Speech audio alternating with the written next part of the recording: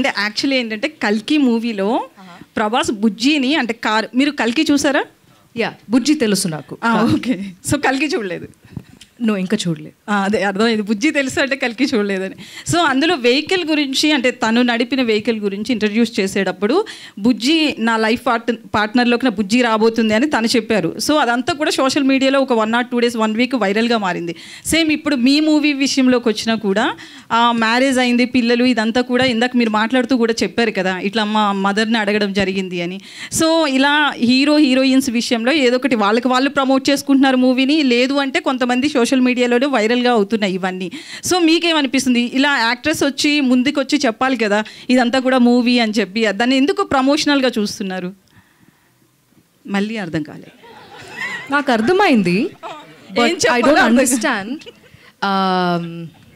Why this is such a big deal. Actually నేను ఈ stage మీద చెప్పాను దట్ ఇలాంటి ఆర్టికల్స్ వస్తున్నాయి కాబట్టే కదా నేను చెప్పాను. It's not that I wanted them to write something like that కదా. Obviously not. లేదు, ఇట్ వాజ్ నాట్ ఇంటెన్షనల్ అని చెప్పారు అంతే. బట్ దిస్ ఈజ్ నాట్ మీరు you can ask them. I mean we never discussed that there should be a PR strategy or a plan or anything like that. I don't even know if they know that articles like this came out. But it's not such a big deal, and let's not waste time on articles or something like that. But honestly speaking, I am happy to say that, like if I am going to be, see, my job is to promote this film, and adi nenu manaspurtiga chestanu, film kosam kaadu. Ee movie ippudu for whatever reasons we've been spending a lot of time on it.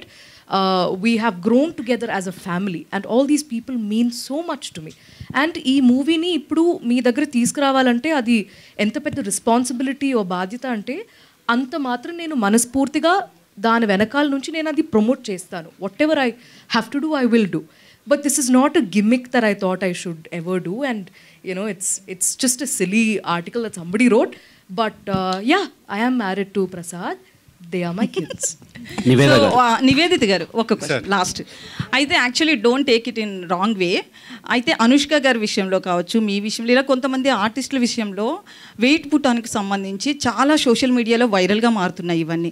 అంటే లేడీస్కి hormonal issues ఉండొచ్చు, చాలా ఉండొచ్చు వాళ్ళ personal లైఫ్లో.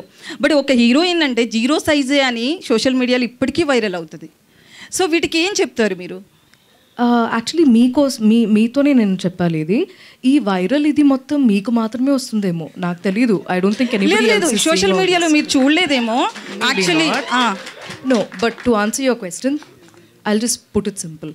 35 అనేది ఈ సెట్లో ఉన్న ఎవరు వెయిట్ కాదు, కాస్ట్లో ఉన్న ఎవరు వెయిట్ కాదు, టెక్నీషియన్స్ వెయిట్ కాదు. That's all.